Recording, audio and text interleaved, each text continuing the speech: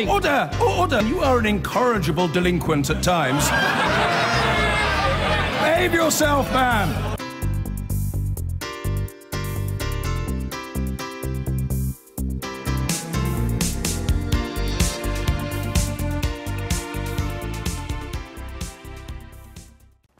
She was famously described by George Osborne, former Chancellor who likes to eat his political revenge cold, as a dead woman walking 3 days after that pretty disastrous election result.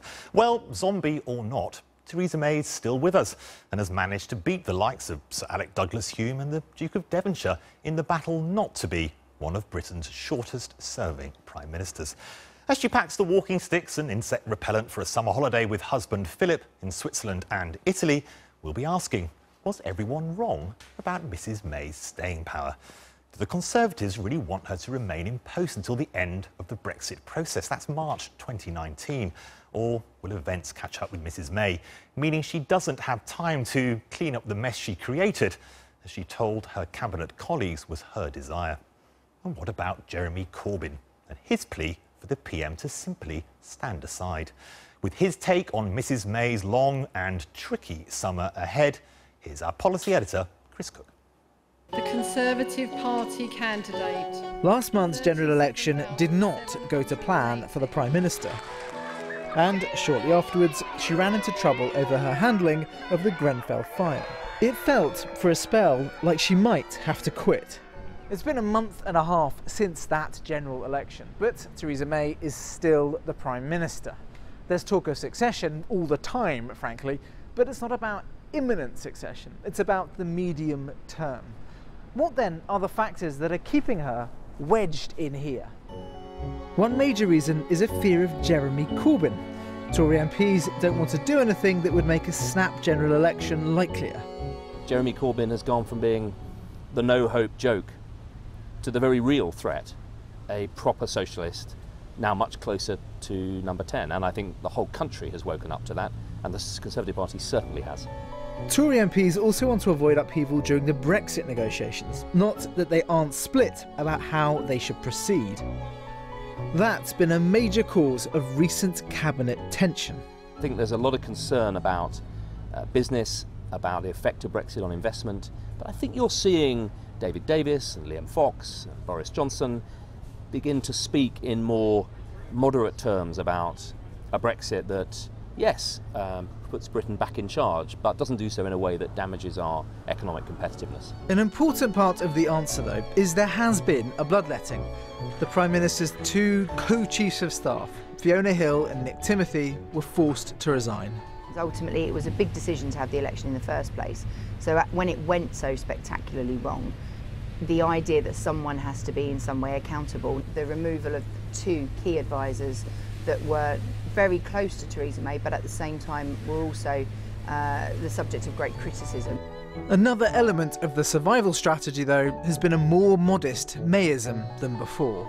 She arrived in Downing Street with very grand ambitions. Fighting against the burning injustice that if you're born poor, you will die on average 9 years earlier than others.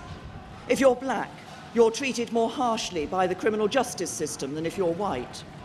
If you're a white working class boy, you're less likely than anybody else in Britain to go to university. That speech feels like it was given a lot more than just a year ago. Since the general election, the government only got a wafer-thin majority in the Commons thanks to the DUP's support. It has no majority at all in the Lords. So they're keen to avoid unnecessary votes that they might lose. And that means that they've basically ditched huge swathes of their domestic agenda. It's only things like Brexit, where bills have to be sent through Parliament, that they're persevering with legislation. The eradication of the majority through that campaign puts us in a different situation. But I think the Prime Minister has rightly said, look, we need to reach out to some other parties. On some issues, you don't need legislation. On mental health, on some of the disability reforms, on some of the social justice work that I was working on for her as chair of the policy board, there are cross-party alliances. It remains to be seen whether the recent anonymous leadership briefing is a durable new normal, or whether the party might drift into rebellion. Having things that happen the grid being busy, that keeps people occupied. Not having a particularly heavy or almost non-existent agenda in Parliament, you know, that enables people to go and have these conversations. It enables the plotters or the discussions to go on about what next. And ultimately, it makes the government look like it hasn't really got enough to be doing. We don't know how the crisis that engulfed Theresa May 6 weeks ago will end. For now, though, the party's keeping her out there on the stage. Chris Cook there. I'm joined by Tim Shipman, who's political editor at the Sunday Times, Ash Sarkar, senior editor at Novara Media, and Polly Mackenzie, former special advisor to Nick Clegg. Now, Tim, if I could start with you. I read every week in the Sunday Times the cabinet rifts, the plots against Theresa May. The tone, certainly since the general election, seems to be that she wasn't going to survive. The cabinet would turn against her, possibly the party would turn against her. Maybe she would decide she had had enough. What do you put the fact that she's still here, she's going off on holiday, she's still Prime Minister, doesn't seem to be any serious move against her. What do you put that down to? Well, I think she's weak, but I think almost everybody else is even weaker, and they haven't got themselves organised, and they're fighting like rats in a sack amongst themselves, and nobody has emerged strong enough to take her on. And I think that the Conservative Party generally, collectively, has taken the view that it's better to have a bad Prime Minister than no Prime Minister. They're all worried about a general election. They think they would probably lose it. And any minister that seeks to move against her is going to end up getting punished. The most significant thing that's happened in the last couple of weeks is that the 1922 committee, the group of backbenchers who sort of the shop stewards for the people without a top job, have said to Theresa May, if you want to sack any of these recalcitrant ministers, be our guest. And they've made it very clear to the people who would like to be leader of the Conservative Party, and there are a good number of those. Some of them think, well, if we're going to have a bad Prime Minister, it might as well be me. But they've said, you're not going to have it. We're not going to put up with it. The party may not want her to go, but is she defying parliamentary political gravity with the fact that will she be able to get any legislation through? Is she actually a PM with any power herself? And therefore, will, in the end, events plot against her rather than actually her party? Well, they usually do, and the summer is a great opportunity for people to do a lot of thinking. There are people who hope that if she goes away walking, she'll come up with a similar dramatic decision to the one she came up with the last time she went walking, which would be, in this case, to walk away. The problem is none of the other ministers is strong enough to get rid of her, but if she were to decide to go of her own accord, I think a lot of people would welcome that. Now, Ash, I think you're a firm supporter of Jeremy Corbyn. Obviously, Labour did rather better than many people expected in the general election. Didn't win, of course, I suppose is one point worth making. What do you think about Theresa May's position now? And what is it that Mr Corbyn, if anything, can do to get himself to the position which he wants to get to, which is that he's actually number 10 and not her? So I think to take the first question of where is Theresa May right now, I think we have a strong but unstable government, which really is the worst of both worlds. A strong one, you think? In the sense of that there's very little in the way of democratic oversight or accountability at the moment. So what we saw is, for instance, with the state pension age, the timescale to increase has been brought forward. There's been very little noise about that being made because, once more, our attention is focused on this kind of short-term, petty analysis of personality rather than substantive policies. And I think that's where Jeremy Corbyn comes in, because our political classes, our media classes, all banked on him having a kind of off-putting socialist Werther's original granddad kind of vibe, which would put people off. That wasn't the case. The fact is that Corbyn, McDonnell and Abbott presented a very substantive, fully costed manifesto. They kept the talk about issues, and that's what appealed to people. I think the best thing that he could do is keep doing that over the summer. I think that's how Theresa May will look weaker by the day, because she'll be off on her holidays, whereas Corbyn will be grafting. And he'll be addressing the real material needs in this country that people are concerned about. Is there anything, though, in parliamentary terms that he can do to spark this move that he wants into number 10? There's nothing he can actually do, though, is there? Because at the moment, he hasn't got the numbers of MPs he needs to be able to move on, to be able to move into number 10. I mean, in my view, the best thing that he can do is focus on modernising the Labour Party, making it more open, making it more democratic, and focus on his policy platform, right? Let the Tories rip each other to shreds, because they're doing a very good job of it right now. They look like an absolute shambles, to be honest with you. And I think what we've seen is that people find party infighting very unattractive. So if I was Corbyn's advisor, well, that would be, I would say, leave them to it. You do you. Now, Polly, Sir Vince Cable, your new leader of the Liberal Democrats. What's the role for the Liberal Democrats? 12 seats, but not in coalition with anyone, doesn't want to be in coalition with anybody.